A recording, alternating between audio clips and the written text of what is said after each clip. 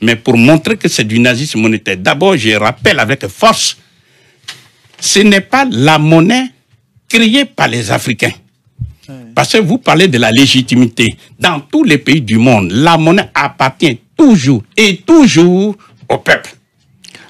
Il y a un débat, il y a un débat au niveau européen. Non, non, bah oui. Non, ça c'est un autre moins qu'on puisse dire. Nicolas, ça c'est un autre problème. On est dans le même état. Oui, nous sommes dans la même situation. Nous on ne fait créons pas souvent ce genre de comparaison, mais j'aimerais, pour ne pas noyer le poisson. Voilà. Oui, non, on regarde le problème de l'Afrique de façon précise. On est là voilà. Pour ça. Donc, je disais que le franc CFA n'est pas une monnaie créée par les Africains.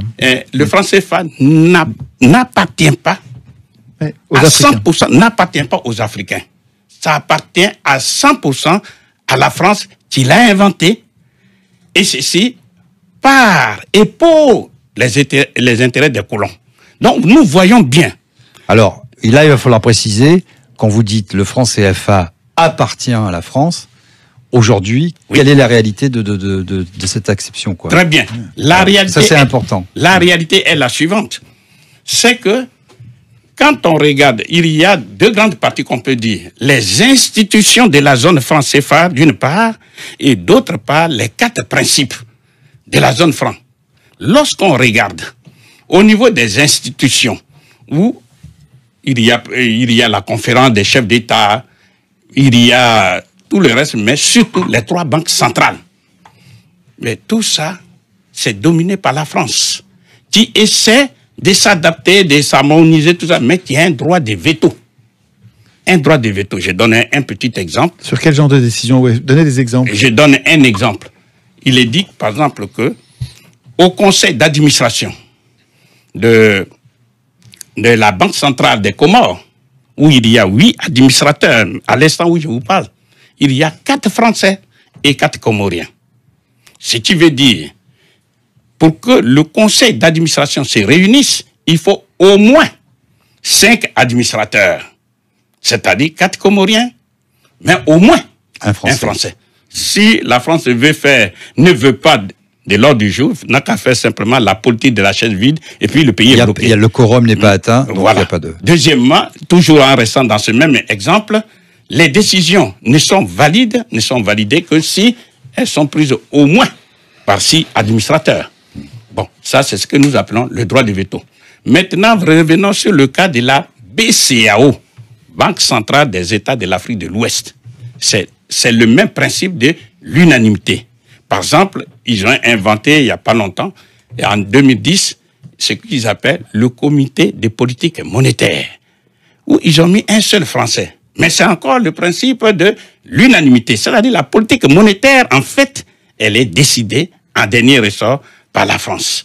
Même chose, et ça c'est écrit dans les statuts pour la BEAC, Banque des États de l'Afrique centrale, où il s'est écrit clairement que la France participe à la gestion et au contrôle de la BEAC, c'est la Banque des États de l'Afrique centrale. Oui, parce que justement, elle garantit la convertibilité du franc CFA, hier en franc français et aujourd'hui en euros. Alors la question que tout le monde se pose, évidemment, c'est qu'aujourd'hui, c'est pas tout à fait nouveau, mais disons que ça a pris beaucoup d'ampleur dans les 5 dernières années, notamment la Chine investit beaucoup sur le continent africain. Oui. Est-ce que finalement le franc CFA est une manière de protéger l'Afrique d'une nouvelle colonisation chinoise, ou est-ce que pas du tout, c'est un peu la double peine? Comment ça fonctionne? Par exemple, les Chinois, comment ils font pour investir, pour se développer, pour prendre possession, on le voit, d'un certain nombre de ressources, parce qu'il y a des luttes très féroces entre les États-Unis, on va dire la Chine et la France, dans certains nombres, vous avez vu ce qui s'est passé avec les otages récemment, dans cette zone saharienne, cette zone du Sahel, où on voit toutes les ressources minières, l'uranium, etc. Comment ça se passe? Est-ce que la Chine peut, d'une manière comme ça tout à fait libre, prendre possession des ressources? Est-ce que le franc CFA est une manière de les bloquer ou pas du tout? Est-ce qu'il y a une convertibilité, par exemple, de la monnaie chinoise? Parce que ça, c'est un point clé. Voilà. Le problème de la Chine et des autres grandes puissances, les États-Unis, on peut en parler. Mais je pense, pour donner plus de clarté à ceux qui nous écoutent sur le problème du franc CFA, il faut, parce que nous sommes limités dans le temps, expliquer grossièrement, enfin, sommairement. Les avantages et les inconvénients. Voilà, les avantages et les inconvénients. Et après, on verra, parce que c'est vrai que la convertibilité, mais après, on verra. Par-là-dessus, on peut voir ça. Mais, parce que souvent, les gens ont tendance à évoquer ce genre de problèmes pour, si vous voulez, faire peur. Et sans comprendre les enjeux. Il faudrait voir les enjeux en positif et en négatif. Je vais rapidement donner l'information sur les 4 principes.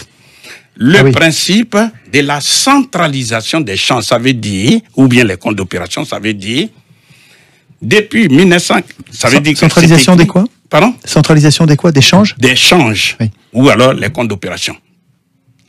C'est-à-dire, c'est du nazisme monétaire, dans la mesure où on oblige les Africains, depuis 1945 jusqu'à 1973, à déposer en France l'intégralité, 100% de ce qu'ils gagnent quand ils vendent à l'extérieur. Jusqu'à quelle année vous avez dit? 73. 73. Et à partir de 73, c'est 50%, je crois, c'est ça? Non. C'est curieux, c'est 65%. J'ai dit de 1945 jusqu'à 1973, c'est 100%. C'est 100%. S'ils ont gagné 1000 milliards de dollars, ils déposent dans un compte que la France a pu ouvrir pour eux. Nicolas, ici. Il faut juste que vous preniez, il me semble, pour ceux qui connaissent pas l'échange, il faut que vous preniez un exemple. En disant, par exemple, quand un pays de la zone CFA a réussi à vendre, par exemple, de son coton, à l'extérieur, il y a des devises qui rentrent. C'est ça qu'il faut expliquer. Et que ces devises, quand elles rentrent, c'est une richesse pour le pays. Parce que normalement, ça va lui permettre d'acheter autre chose. Voilà. Et au lieu de s'en servir pour acheter autre chose, il faut qu'elle dépose cet argent, non pas dans sa banque centrale à elle, disponible pour participer au développement, mais il faut qu'elle le dépose dans une banque française, à la Banque de France. Donc, c'est extravagant. C'est au Trésor public français. Je rappelle, pour mémoire, le Trésor public, c'est l'expression financière de l'État. Donc, s'ils ont eu 1000 milliards de dollars, parce qu'ils ont vendu, eh bien, l'intégralité de ces 1000 milliards s'est déposée au Trésor public. À l'étranger, dans le pays colonisateur. Dans le compte ouvert pour eux en France. C'est ça. Deuxièmement, de 1973 jusqu'en 2005, précisément le 20 septembre, eh bien, la France, dans sa générosité, a dit, bon, ce n'est plus la peine de prendre 100%. Il faut simplement prendre 65%. C'est-à-dire, si les Africains ont vendu pour 100 milliards de dollars, de yens, etc., ils déposent 65 milliards. Mais, Nicolas, ils ne donnent pas cet argent. Ils le déposent sur un compte, mais les pays peuvent s'en servir en faisant des chèques. Ça, c'est ce qu'on dit. Ça, c'est ce qu'on dit. Mais nous sommes en train d'expliquer les faits. Et maintenant, à la seconde où nous parlons... L'argent n'est pas volé, ils peuvent s'en servir pour autre chose, non? Mais non, je vais tirer les conséquences, vous allez voir tout de suite. Et maintenant, de 20 septembre 2000 jusqu'à la seconde où nous parlons, ils déposent 50%. Aujourd'hui, on en est à 50. La question, c'est de dire, mais quels sont les inconvénients de ce compte d'opération? Oui. Les inconvénients sont nombreux. La première conséquence est logique. C'est que ces pays ne peuvent pas utiliser leurs devises pour acheter les biens d'équipement, les machines, pour pouvoir transformer chez eux les matières premières. C'est pourquoi ils sont sous-industrialisés. Et c'est pourquoi ils sont pauvres, parce que pour développer un pays, il faut, certes, l'outil monétaire, parce que le pays, l'économie d'un pays se gère par 2 outils. L'outil monétaire et l'outil budgétaire. Alors, ici, on va faire un petit peu. À ce moment-là, c'est du vol. On est obligé de déposer et on peut pas s'en servir pour acheter tout le monde. C'est-à-dire que j'arrive, comme il dit, il veut faire un... C'est-à-dire quand il dépose les devises, la France n'a qu'à appuyer sur sa machine qui se trouve à Chamalières, parce que ça aussi, il faut le savoir. Ça se trouve à Chamalières. Et elle produit des faux billets qu'on appelle le franc des colonies françaises d'Afrique. Donc la France récupère des devises étrangères et elle ne donne au pays en question que des francs CFA. Voilà, parce qu'il faut que les auditeurs le sachent. C'est encore pire que ce que j'imaginais. Il faut que les auditeurs sachent. Le franc CFA ne se fabrique pas en Afrique. Le franc CFA, comme c'est une propriété à 100% de la France, se fabrique précisément à Chamalières, près de Clermont-Ferrand. À Chamalières. À Chamalières. Vous savez que c'est la patrie de Giscard d'Estaing. Près de chez Giscard d'Estaing. C'est un hasard. C'est un hasard quand même. Ce n'est pas un hasard justement. Vous êtes un Français. Vous êtes un Français. Vous savez très bien ce que ça veut dire. Giscard d'Estaing et autres. Deuxième conséquence logique, vous comprenez que lorsque ils ont cet argent des Africains est confisqué, eh bien, une des conséquences majeures, puisqu'il faut qu'ils déposent les devises, alors ils sont contraints à une austérité budgétaire sans fin. Parce que le budget, c'est deux parties. D'un côté, les recettes, de l'autre côté, les dépenses. Déposer les comptes dans les comptes d'opération. Les recettes, c'est un poste budgétaire. Donc, on comprend bien les conséquences. On voit bien les Africains qui sont là, le budget de l'éducation nationale, un budget squelettique. Bon, ceux qui ont été en Afrique, ils savent très bien que les Africains sont entassés les uns sur les autres dans les bus comme des sardines, etc., etc. Vous remarquerez que dans tous les pays de la zone franc CFA, il y a une expression qui vient constamment. Il me manque les moyens. Quand en Afrique, on dit il me manque les moyens, c'est qu'il me manque l'argent. Ce que je disais, vous nous donnez l'occasion, un des inconvénients majeurs de ce compte d'opération, comme ils le disent les Français eux-mêmes. Je prends par exemple le cas de Xavier de la Fournière. Il dit que la France utilise les devises des Africains pour payer une partie de sa dette. C'est incroyable. Et il n'est pas le seul. Ça marche pas, hein, en l'occurrence. Jean Boissonnant. Mais c'est quand même... Je reprends Jean Boissonnant. Brillant journaliste, c'est vrai. Mais je ne le cite pas comme journaliste. Il était membre du comité monétaire de la Banque de France. Il dit exactement les mêmes choses, que la France utilise justement ce compte d'opération pour prendre gratuitement les matières premières de l'Afrique. Vous savez ce qu'on appelle les 30 glorieuses de 1945 jusqu'à 1975. Toutes ces matières premières en provenance de l'Afrique étaient prises gratuitement parce que on dit exporter vers nous la France. On n'a pas de pétrole, mais on a des idées. C'était l'objectivité. Nicolas, je peux vous lire ce que dit. Donc, je vais continuer parce que ceux qui nous écoutent, il faut qu'ils soient fixés. Ça ressemble attendez, lisez le passage. Lisez le passage. C'est un pays d'occupation, quoi. C'est vraiment... François, si vous pouvez nous faire juste pour l'illustration de Nicolas. Parce que c'est très précis et c'est très concret. La zone franc a permis, donc Jean Boissonnat, journaliste économique, créateur de l'expansion, etc. L'expansion, il allait la zone franc a permis à la France de se fournir en certaines matières premières sans débourser de devises. On a calculé qu'elle représentait en 1960 250 millions de dollars par an d'économie de devises. On a estimé que 500 000 Français en 60 de la métropole tiraient leurs moyens d'existence de l'ensemble économique de la zone franc. Bien. Voilà, c'est quelle page, François? Ça, c'est en page 55. On verra ça après. Oui. Mais c'est ce que faisaient les nazis. Oui, les nazis prenaient les matières, les richesses gratuitement.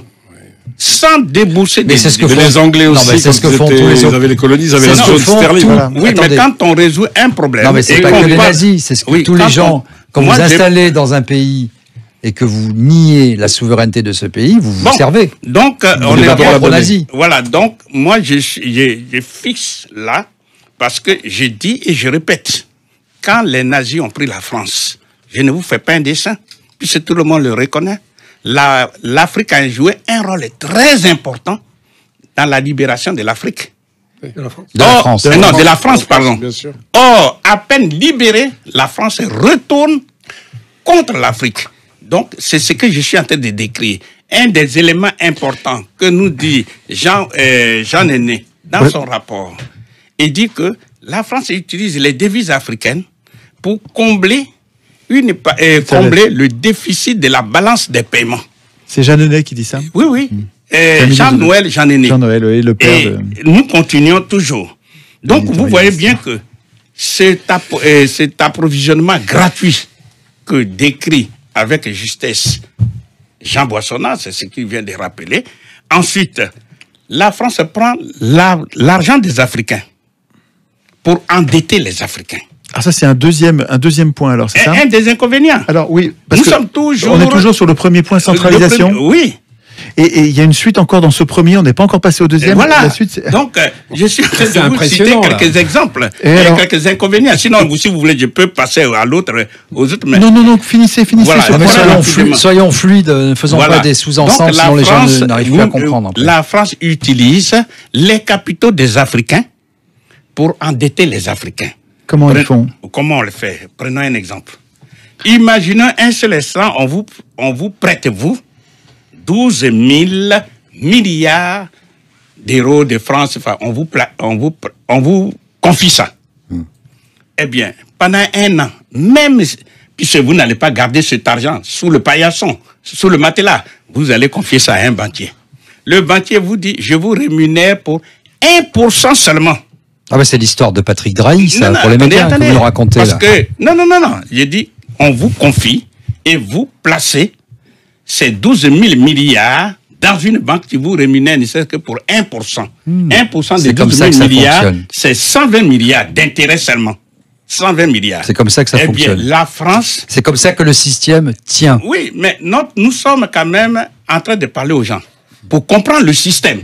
Et donc, finissez l'exemple, ouais. Voilà, un seul exemple. Donc, ces intérêts rapportés 1% en faveur de la France plus dessus, elle va aller prêter cet argent aux Africains, tabour battant, en mutant tous les journalistes, on s'en va aider les Africains. C'est ce qui s'appelle... On va prêter l'argent des Africains. Je fais juste un petit point. Peu importe le taux, ça veut dire que c'est comme ça, Étienne, qu'on crée de la monnaie. Ouais. Parce que s'il y a une banque centrale qui crée, qui imprime des billets, etc., c'est en prêtant, vous avez un effet levier qui est de 9 par rapport à 10, et chaque fois que vous prêtez de l'argent, vous faites de la création de monnaie. Et c'est comme ça que c'est ça ce qui est important à comprendre. Voilà. Donc, le crédit, c'est pas du puisque nous avons d'autres, nous avons les autres principes. C'est la monnaie qui n'existe pas.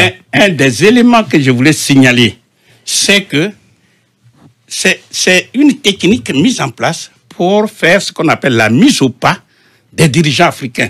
Sinon, c'est ce que moi j'appelle la violence nazie encore. Pourquoi? Parce que tous ceux qui, d'une manière, tous ceux qui ont eu à aspirer à la souveraineté de leur pays, que ça soit... Comme Sankara? Que ça soit Djibo Bakary du Niger, qui devrait prendre le pouvoir, parce qu'il était le président du parti Sawaba. C'est lui qui devait prendre le pouvoir. Comment il s'appelle? Djibo Bakary. Djibo Bakary. Mais en tout cas, général de Gaulle lui a créé tous les problèmes et il l'a obligé à fuir le Niger et en lieu et place, on a mis Amani Dioré. C'était en 58. En 1958, ça a été le cas de Sékou Touré. Je ne vous fais pas un dessin. Sékou Touré, il a dit non, quand on est souverain, on est indépendant, on bat sa monnaie. Général de Gaulle lui a créé tous les problèmes. On a même déversé sur la Guinée des faux francs français guinéens pour pouvoir... Des faux francs guinéens. Des faux francs guinéens. C'est-à-dire qu'ils ont semé la panique monétaire. Pour pouvoir désorganiser les barbouzes, quoi. On fabriquait une panique monétaire. Hein. Puisque le temps nous est compté, on va aller très vite. En 62, il y a eu Modibo Keïta du Mali, qui a battu monnaie. Eh bien, toutes les tracasseries, tous les ennuis lui ont été créés, avec même la complicité de certains dirigeants africains sur lesquels s'appuyait la France, mais je ne vais pas les citer volontairement.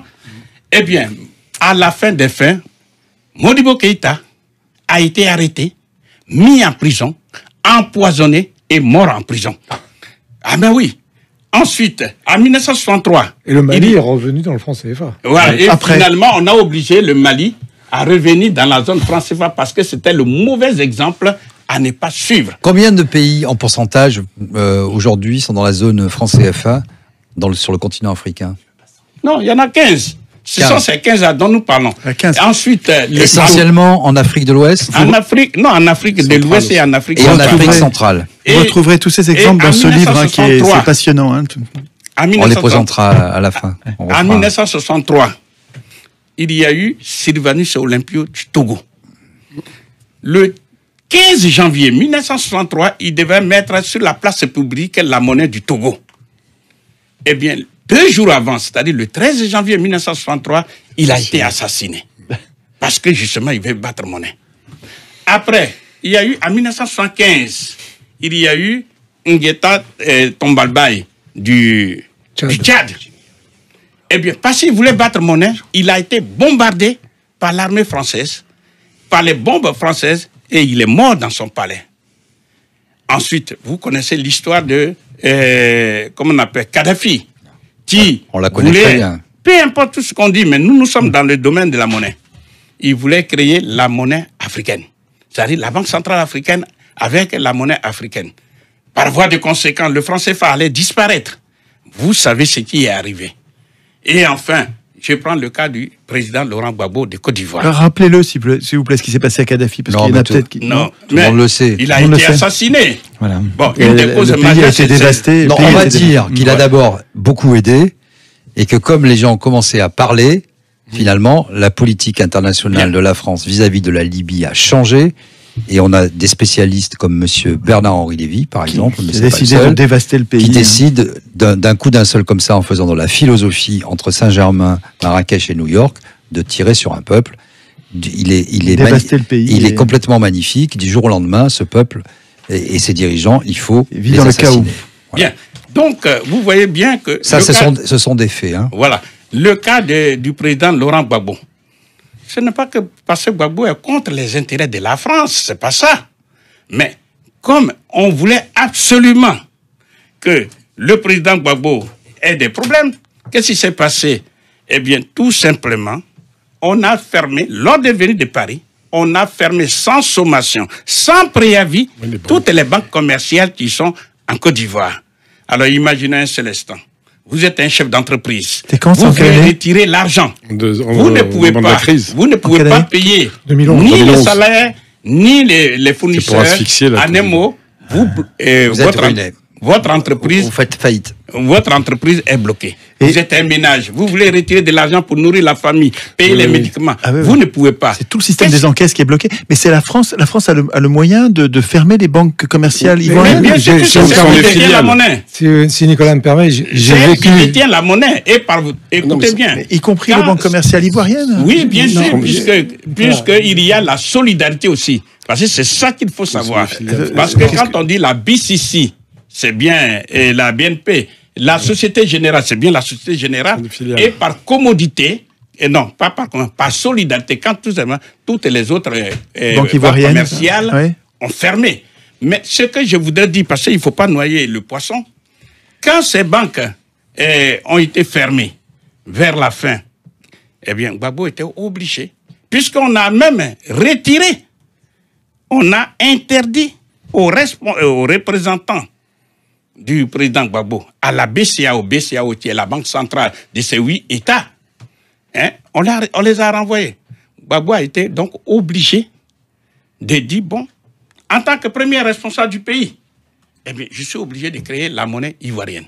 Et selon Koné Katina, le ministre du budget de l'époque, il dit au plus tard, le 15 mai. Quelle année? 2011. Eh bien, on devrait voir la monnaie ivoirienne en circulation. Eh bien, tout ça, ça n'a pas plu à l'occupant français. Et la France s'est rattrapée sur le plan militaire. Quel mois? Juste combien de temps après? C'est-à-dire, vous avez vu ce qui s'est passé, les bombardements. Et on a bombardé Gbagbo. C'est quand les bombardements? C'est avril? En avril. On a bombardé Gbagbo. 2011. Ouais. Mais enfin, attendez, il y a bien un prétexte. Qu'est-ce qu'a dit le gouvernement français pour justifier le bombardement de la Côte d'Ivoire? Il est évident qu'on vous donnera des faux arguments. Mais nous sommes en train d'expliquer, puisque moi, je suis sur le plan monétaire. Le deuxième principe, et surtout, rappelez-moi votre question, parce qu'elle est très importante et je vais donner une réponse. Donc, deuxième principe, c'est ce qu'on appelle le principe de la libre convertibilité des francs CFA hier en francs français et aujourd'hui en euros. Bien. On vous dit toujours que c'est une bonne chose pour les Africains. N'oublions pas que ce sont des systèmes, enfin, c'est un système mis en place à l'époque coloniale par les colons et pour les intérêts des colons.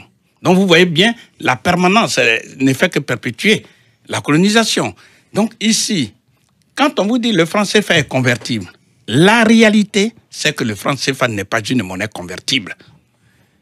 Dans aucun pays du monde, on appelle une monnaie convertible une monnaie comme le dollar, l'euro. Vous allez dans n'importe quel pays, vous sortez l'euro ou le dollar, vous allez dans une banque, vous dites, bon, je viens d'arriver dans votre pays, changez-moi ça et donnez-moi la monnaie. Ça ne marche pas avec le franc CFA? Non, je dis dans aucun pays, je pèse mes mots. C'est hallucinant.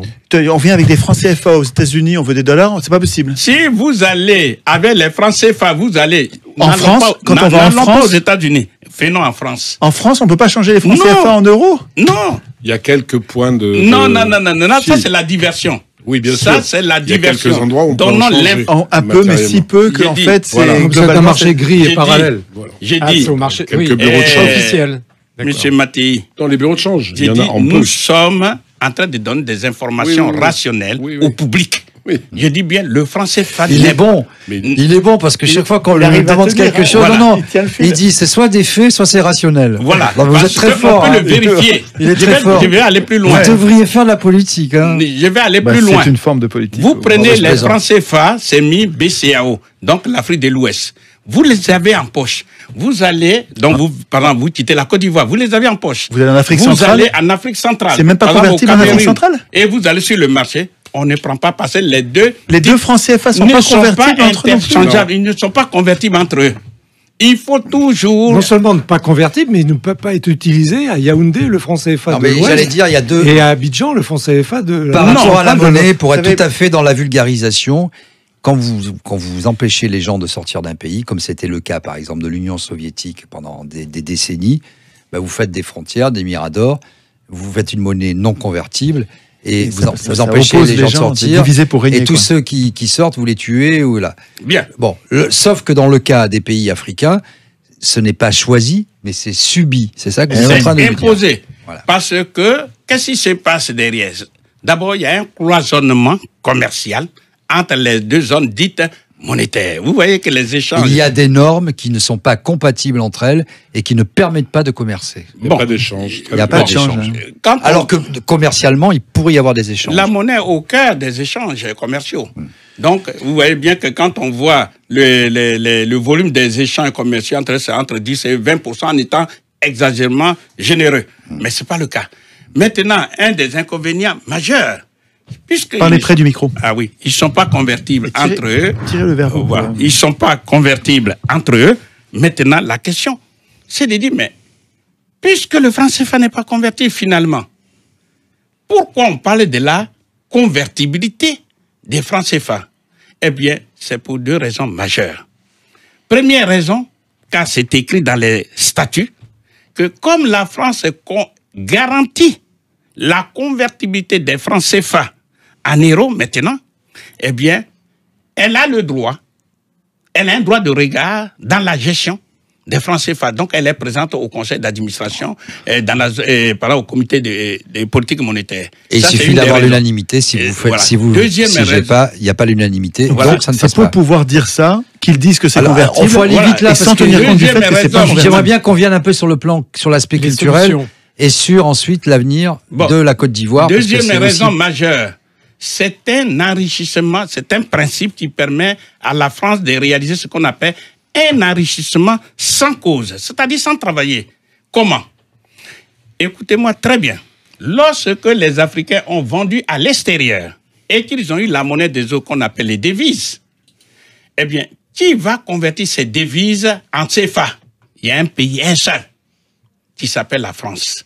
Donc, elle appuie sur sa machine qui est chamalière, elle prend les devises et elle donne des faux billets qu'on appelle les francs CFA. Ça, c'est ce qu'on disait tout à l'heure, ça. Ça, c'est le premier avantage. Deuxième avantage... Est-ce que, selon vous, il y a une relation de cause à effet entre les biens mal acquis? Est-ce que c'est... Non, ça, c'est notre problème. Non, mais justement, est-ce qu'il y a une relation de cause à effet? Est-ce que c'est un instrument de rétorsion de la France par rapport aux pays africains, ou est-ce que c'est, selon vous, un problème réel de corruption? C'est un problème réel. Non, mais je parle des dirigeants on les connaît tous. Voilà. Je reviendrai sur le problème des dirigeants. Deuxième occasion de la France pour s'enrichir sans cause. Quand les pays africains s'endettent, ils seront s'endetter auprès du Japon, de n'importe quel pays. Ces pays, elles vont leur donner des devises. Mais ces devises, pour les utiliser en CFA, il faut un pays qui les convertisse. C'est la France. Donc, même avec l'argent qu'ils empruntent, mais c'est incroyable. C'est ça le problème. Deuxième raison. Ils sont verrouillés de Même quand ils s'endettent, on leur donne des devises. J'ai dit que je pèse mes mots. Troisième raison. Quand les membres de la diaspora font des transferts de fonds à leurs parents, etc. Et Dieu seul sait que les transferts de fonds de la diaspora sont plus importants que les dons et ce qu'on appelle l'APDSA, l'aide publique au développement. Eh bien, le parent ne reçoit pas... Si par exemple celui qui est aux États-Unis, il envoie les dollars. On ne paye pas le parent en dollars. Non. Il faut convertir en CFA. Il y a un pays, un seul, qui peut convertir en CFA, c'est la France. Bon. C'est incroyable. On a compris le principe. Alors, expliquez-nous. Alors, allez-y. Quatrième dernier moment de s'enrichir sans cause, ce sont les dons et l'APD, c'est l'aide publique au développement. C'est la même chose. Tout ça, c'est en devise. C'est incroyable. C'est la France qui convertit. Alors, après, vous comprenez pourquoi, quel que soit le dirigeant français, depuis le général de Gaulle jusqu'au président Macron, vous voyez que c'est une manne financière. On ne peut pas renoncer à ça. C'est aux Africains et aux seuls Africains de comprendre tout ça. Bon, donc vous voyez bien, ça c'est le principe de la libre convertibilité. Troisième principe qu'on appelle le principe... vous étiez déjà au quatrième. Non, c'était le quatrième. Ah non, c'est le quatrième du deuxième. Troisième, il a plein de choses à dire. Parce que j'ai bien noté. Non, mais il ne faut pas qu'il parle tout le temps, parce qu'après, il y a d'autres invités. On peut toujours... Non, allez. Essayez de résumer, Nicolas. Je pense qu'il faudra qu'on recommence. Mais il faut qu'on résume, c'est vrai, parce qu'on va arriver au bout et il faut que tout le monde ait parlé un peu. Mais moi, je vais vous faire revenir, parce que c'est. En fait, il faut que vous ayez quelle solution en deux mots. Voilà, si vous voulez. Finir juste, il y a un troisième principe qu'on appelle le principe de la fixité des parités entre le franc CFA et l'euro. On vous fait comprendre que le franc CFA est une monnaie solide, est une monnaie stable. La réalité, c'est faux. C'est faux. Je vais donner deux exemples. Premier exemple. Lorsque vous connaissez bien le Niger, Centrafrique, qui sont derniers, bien, pour avoir 1 euro, ils donnent 656 francs CFA. Mais la Corée du Sud, dont le PIB par habitant est de 39 400 $, pour ne pas dire 40 000, pour avoir 1 euro, la Corée du Sud donne 1340 won. C'est-à-dire la monnaie de la Corée du Sud est 2 fois plus faible que le franc CFA. Dernier exemple, il y en a plein, mais je donne un. À l'instant où je vous parle, pour avoir 1 euro, l'Iran donne 47 000 rials. Or, le revenu par habitant est de 21 000 $. Dire que c'est 47 000, ça veut dire le rial de l'Iran est 71 fois plus faible que le franc CFA. Question fondamentale, comment ça se fait qu'un pays, des pays extrêmement pauvres, ont une monnaie plus forte que des pays qui sont, par rapport à eux, bien sûr, très riches? Eh bien, la raison est la suivante, c'est parce que le franc CFA est soutenu. Il est surévalué. Non, est soutenu par qui? Par ces pauvres Africains. C'est-à-dire, comme nous sommes sur le marché des monnaies, qu'on appelle le marché des changes, c'est la loi de l'offre et de la demande. Pour mémoire, quand l'offre d'un bien est supérieure à sa demande, son prix baisse.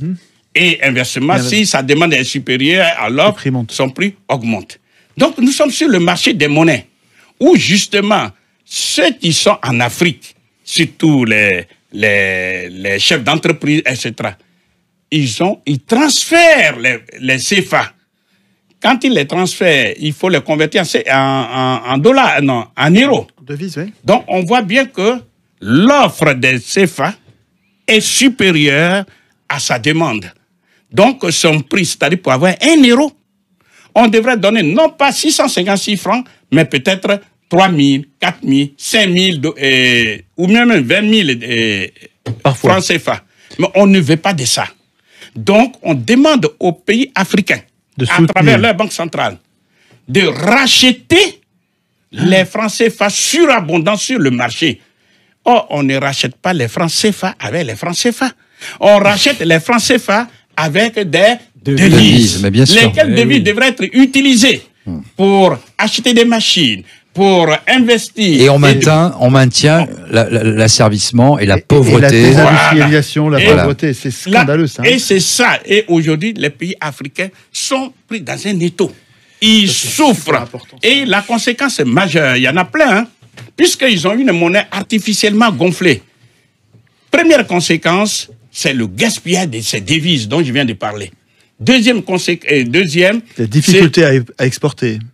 Il y a déjà ça, mais deuxièmement, le franc CFA est soutenu non seulement par les devises, mais avec des stocks d'or que les Africains déposent. Donc, vous voyez bien... C'est encore une monnaie réserve obligatoire. Donc, vous voyez bien que quand la France fait partie des 4 premiers pays qui ont plus de 3500 tonnes d'or, c'est bien l'apport... Une bonne partie qui vient de l'Afrique. Voilà. Ensuite, maintenant, une des conséquences majeures, puisqu'ils ont une monnaie forte, qu'est-ce qu'on a tendance à faire? Ils ont tendance à importer les produits qu'ils sont capables de produire eux-mêmes. Par exemple, le riz. Ils vont dire, bon, on a un franc CFA fort, on importe le riz de Thaïlande, etc. Et du coup, ils créent à l'extérieur des emplois et eux-mêmes, et la pauvreté, le chômage en local. Et puis, c'est qu'ils subissent ce qu'on appelle l'inflation. Quand on dit la vie est trop chère à Abidjan, un peu partout dans ces pays de la zone franc CFA, c'est bien pour cette cause-là. On démarre tout de suite avec la toute première actualité et on est au Mali où les autorités maliennes ont décidé de suspendre l'orpaillage dans le pays pour 4 mois. Ils veulent prioriser la sécurité des mineurs. Donc, l'actualité dit essentiellement que le gouvernement malien a annoncé la suspension des activités de paillage sur tout le territoire national pour une période de 4 mois, du 15 juin au 30 septembre 2024. Cette mesure, prise par le ministère des Mines, vise à garantir la sécurité des orpailleurs pendant la saison des pluies, période à haut risque d'éboulement meurtrier sur les sites d'exploitation artisanale. En effet, les fortes précipitations fragilisent les sols et augmentent considérablement les risques d'accidents sur ces sites souvent précaires. La suspension temporaire de l'orpaillage permettra donc de limiter les déplacements des mineurs vers ces zones dangereuses et de préserver leur vie. Une bonne décision. Je trouve quand même que c'est une décision louable, espérant que les mesures soient prises en fait pour que ceux qui vont franchir la ligne seront sanctionnés comme il se doit. Deuxième actualité, et on est encore au Mali où il s'agit d'une coopération entre le Mali et la Russie. Le Mali attend un arrivage imminent de carburant et d'engrais en provenance de Russie. Le Mali se prépare à recevoir des livraisons de carburant et d'engrais en provenance de Russie dans un avenir proche, a déclaré le ministre malien de l'Industrie et du Commerce, Moussa Alassane Diallo, lors d'un entretien avec Sputnik Afrique. Okay. Troisième actualité, encore au Mali, où la Banque mondiale refuse de décaisser 60 millions de dollars et impose des conditions inacceptables. Mais ces organisations-là, franchement, ces organisations. Ok, on va voir quelles sont les conditions qui ont été données. Le ministre des Finances dénonce des exigences contraires aux intérêts du pays. Lors d'une intervention devant les membres du Conseil national de transition, le ministre des Finances, M. Sanou, a tiré la sonnette d'alarme sur la situation financière difficile du pays. Il a notamment dénoncé le blocage des 60 millions de dollars promis par la Banque mondiale. Cette décision de la Banque mondiale est d'autant plus incompréhensible que le Mali a déjà conclu un accord avec le Niger pour l'achat de pétrole à un prix avantageux. Or, la Banque mondiale exige que les achats se fassent auprès des pays membres de l'OMVH, Organisation pour la mise en valeur du fleuve Sénégal, dont le Niger ne fait pas partie. De plus, la Banque mondiale impose au Mali une condition inacceptable, la réduction de la masse salariale impliquant des licenciements massifs. Cette mesure est non seulement contraire aux intérêts des travailleurs maliens, mais elle risque également d'aggraver la crise sociale et économique que traverse le pays. Le ministre des Finances a dénoncé ces exigences de la Banque mondiale, les qualifiant d'inacceptables et contraires aux aspirations du peuple malien. Ces organisations-là, franchement, mais qu'est-ce qui peut être bien? Qu'est-ce qui peut bien se cacher derrière ces conditions-là, en fait? On se pose la question. On se pose réellement la question. Quatrième actualité, et c'est un fait divers. ça fait rire, en fait. Mais quand même, ce fait divers-là, c'est à prendre au sérieux. On est au Cameroun, où le palais présidentiel a été cambriolé. Et on se demande, en fait, est-ce que c'est un coup de folie ou une opération interne? Dans la nuit du 15 au 16 juin dernier, 15 au 16 juin 2024, un événement rocambolesque a eu lieu au cœur du pouvoir camerounais. Le bureau du directeur du cabinet civil de Paul Biya, Samuel Mvondo Ayolo, a été cambriolé au sein même du palais de Toundi. Un vol audacieux qui a mis en émoi l'opinion publique et suscité une multitude de questions. Comment des individus ont-ils pu s'infiltrer dans cette forteresse imprenable, symbole de l'État camerounais? Quelles étaient leurs motivations? Et surtout, que cherchaient-ils? Des soupçons de détournement, des soupçons de détournement de fonds pointent du doigt le directeur du cabinet civil lui-même, accusé d'avoir orchestré ce cambriolage pour s'approprier une importante somme d'argent destinée à un voyage présidentiel annulé. Mvondo Ayolo se retrouve au centre d'une tempête politico-judiciaire. Mais d'autres pistes sont également explorées. La rivalité notoire entre Mvondo Ayolo et le secrétaire général de la présidence, Ferdinand Ngono, fait de ce dernier un suspect potentiel. D'autant plus que les services de sécurité ne sont pas non plus épargnés par des soupçons. Ok. Ce cambriolage inédit a mis en lumière les failles de la sécurité dans un lieu pourtant considéré comme l'un des plus protégés du pays. La question de la sécurité nationale est désormais au cœur des débats et l'enquête confiée au colonel Dieudonné Evinando, directeur adjoint de la sécurité présidentielle, est attendue avec impatience. Bon, voilà l'essentiel de l'actualité que j'avais pour vous dans cette nouvelle vidéo. N'hésitez pas à vous abonner à la chaîne et à activer toutes les cloches de notification si vous êtes nouveau sur la chaîne et que vous venez de me découvrir à travers cette vidéo. Ici, on parle d'actualité, de géopolitique et de tout ce qui a rapport avec la France, Afrique. En tout cas, on parle d'actualité, de géopolitique. Abonnez-vous, activez toutes les cloches de notification. On va se dire à la